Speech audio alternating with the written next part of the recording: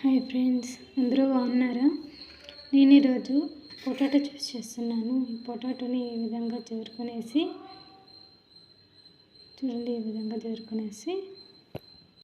చూసారు కదా, ఈ విధంగా పల్చగా తురుముకోవాలి. తురిమేది తురుముకోండి, లేకపోతే సన్నగా చాకుతో కట్ చేసుకోండి. ఈ విధంగా పల్చగా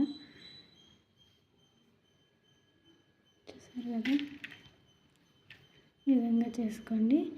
వీటిని ఉప్పు నీళ్ళల్లో ఒక గంట సేపు పాటు నానబెడదాము.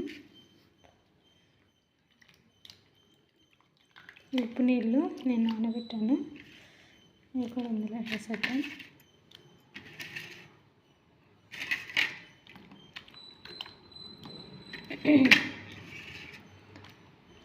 ఇలాగా గంట సేపు నాననివ్వాలి ఫ్రెండ్స్.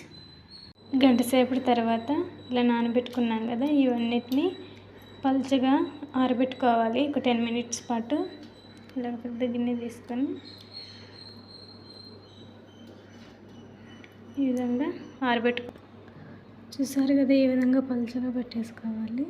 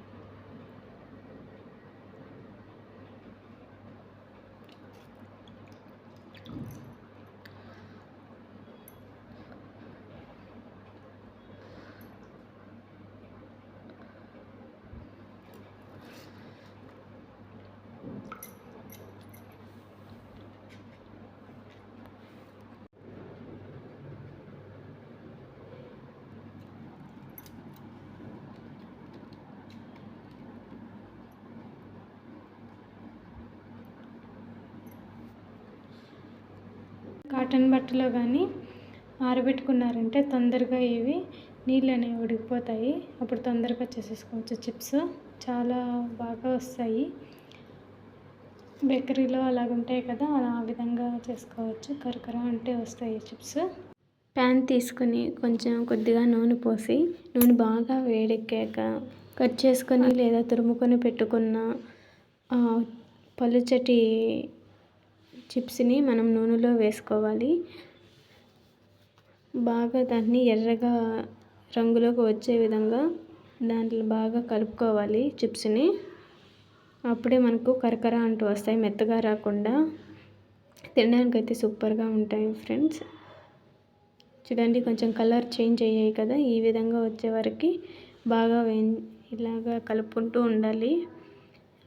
నేనైతే ఎత్తేస్తున్నాను ఇప్పుడు. ఇలాగన్నీ అదే విధంగా పీల్చుకొని పెట్టుకోవాలి.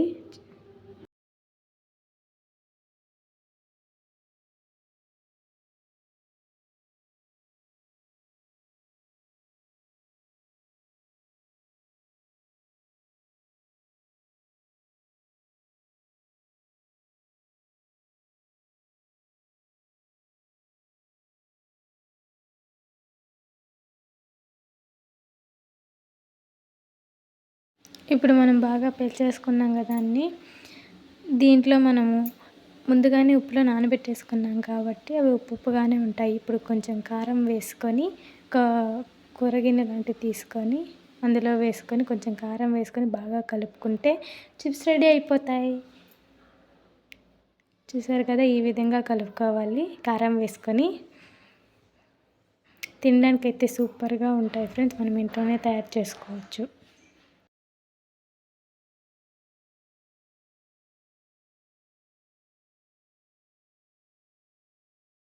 ఇప్పుడు మనకు గరం గరం చిప్స్ తయారైపోయాయి. ఇప్పుడు టేస్ట్ చూసేద్దాం.